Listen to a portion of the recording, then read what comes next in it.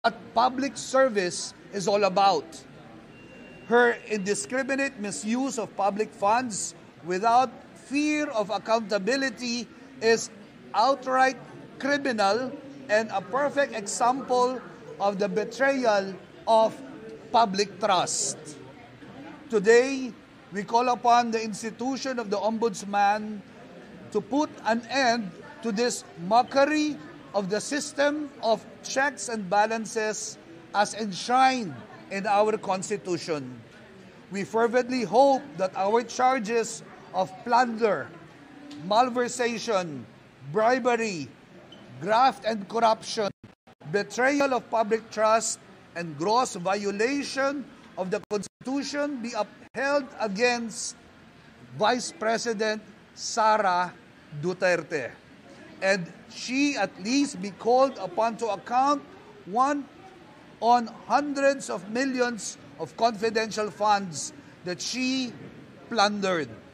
And if she fails to do so, she should no less than be found criminally liable for it. Maraming salamat po. Sir, Father, para po sa publiko, para po mas maintindihan nila, ano po ipapaliwanag kung bakit kailangan pong maharap sa ganito pong mga reklamo si Vice President Sara Duterte? Para sa ating publiko, ito ay ating ginagawa upang ipakita na ang accountability ay nangyayari at hindi kami matitinag sa pagharap o pagsusuri sapagkat ang confidential funds ay public funds. Ito ay dapat suriin kung ito'y ginamit sa tamang pamamaraan. Sir, Father, sinabi na nga po, confidential funds it's confidential. Why do you think the public should know about confidential funds where in fact it's confidential? Confidential funds is also public funds. When there is when there is the slightest feeling and sabihin nating pagdududa na ito ay ginamit sa maling pamamaraan, then the confidence by nature is preceded by accountability. Hindi dapat magtago ang isang taong gumamit ng confidential funds sa confidential nature.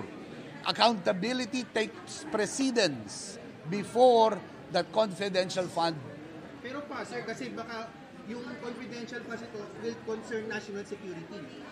Paano kung ma-divulge yung mga sinasabing code names? Hindi po ba dapat ang national security will be first and foremost before your accountability? Tama. At ito yung dapat nilang ipaliwanag sa tamang plataforma. Ang problema, hindi naman nila pinaliwanag na maayos eh. Very evasive sila to begin with. And COA itself has already determined that there were misuse and there was a manner of the confidential funds not brought to its proper use. Father, ano po ba yung malinaw na nailista nyo po doon na mga nagawa po ni Vice President Sara at ng DepEd at ng OVP? To begin with, meron tayong nakitang 612.5 na pera na withdraw, na ginamit, ngunit hindi maipaliwanag.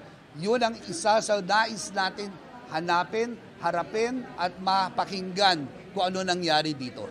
Saan po kayo ka-confident na uusad to under Ombudsman Boying Rimulya? With the prayer, with the facts that we have presented and have assigned our signatures, we pray that this will be heeded and uusad ang kaso upang mapanagot kung dapat may panagutin. Kung walang tinatago si Sara Duterte, humarap siya. Pero Sir Father, kasi of course, sasabihin ng mga supporters ni Vice President Sara Duterte, it's just a political ploy. I mean, lahat kayo galit kay Sara Duterte. You want her out of Vice Presidency. Anong masasabi po? Galit po tayo sa nanggagamit. Galit po tayo sa kasinungalingan. Galit tayo sa nagbabaluktot ng katotohanan. Walang politika dito. Bilang pari at simbahan, the truth has always been enshrined in the gospel, and that is why I'm here. Pero sir, pinag-isa natin na gagawin ni Ombudsman Rimulya VP Sara Duterte is impeachable officer and thus may immunity from suit din siya in a way. Father, ano po yung naasahan natin sa... Not the Vice President. So, can you clarify that, To sir? clarify that, I'll allow my friends to also respond to that, please. Lapit ko kayong korte. Si VP Sara Duterte po ay hindi immune sa kaso, no. Nakita natin sa deliberation ng House of Representatives at ito ay sworn statement ng mga empleyado mismo ng DepEd yung abuse sa paggamit ng confidential fund. Pero yan pa na ebidensya na hindi lumalabas, hindi pa natin nakikita ang bank account si VP Sara, hindi pa lumalabas ang report ng Department of National Defense kung saan nga ba dinala ng pondo saan dinala yung pondo na binigay sa security ni VP Sara. Yan po ay may malinaw na kautusan namin investiga ang DND pero hindi pa nakikita. So naniniwala po tayo na with this petition for the Ombudsman to do further investigation, in fact, mas makakalinaw to sa lahat. Lalabas ang facts, lalabas ang ebidensya, at mas makakalinaw ang taong bayan kung paano nga ba inabuso ang pondo ng Ma'am, yung confidential fund. pagbubukas ng mga bank account, gaano ka-importante po ito para po sa inyo? Importante yan kasi dyan mo makikita yung flow of money. Yan ang mag-establish ng kaso ng plunder.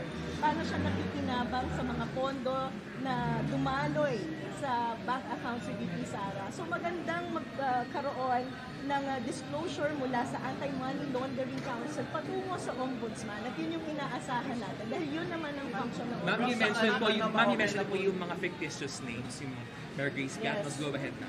Yeah, so lumabas naman yan sa public hearing natin, mga fictitious names, no? At malinaw na may proseso kung paano hindi mako-compromise ang national security. Alam niyo po, yung confidential fund, kahit sinasabing confidential, may malinaw na parameters kung paano ito ginagastos. Hindi po ito kitty fund ng mga politiko. May malinaw pong objective, purpose kung paano ito gagamitin.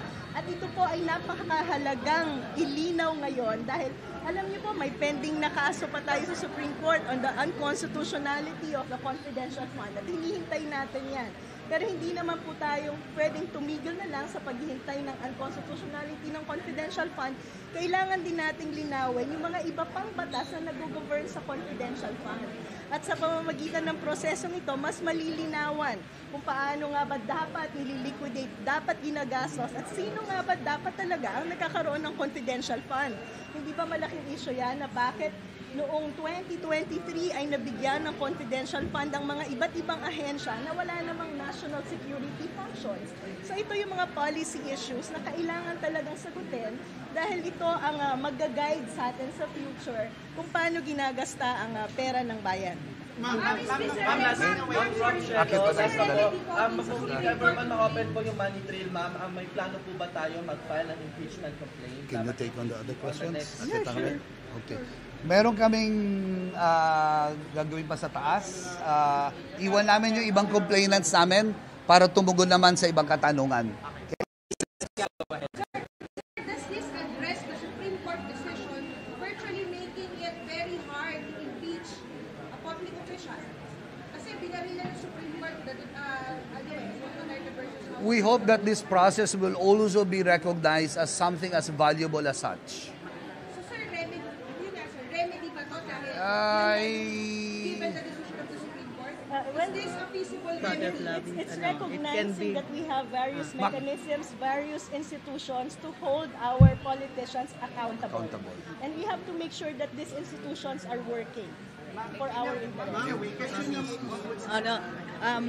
Sige po. With regards to that question, Sandali lang. with regards to that question, we're hoping. Wait lang po. Okay, we understand, no, that the ombudsman may in fact recommend impeachment also. So it does address the question. It's up to the ombudsman to investigate and recommend.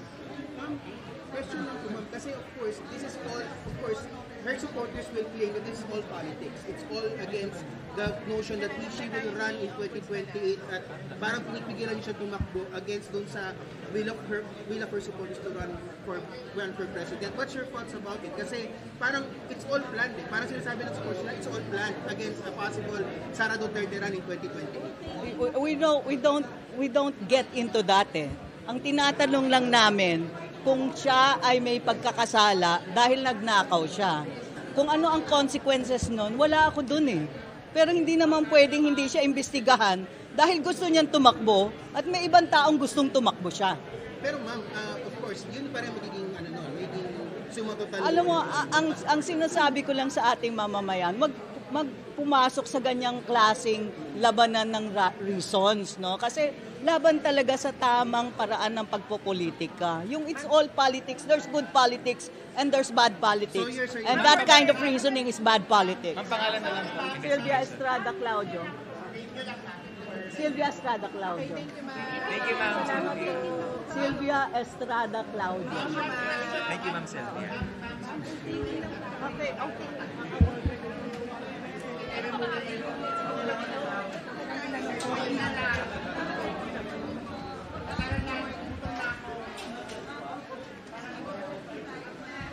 Yan na lang siguro.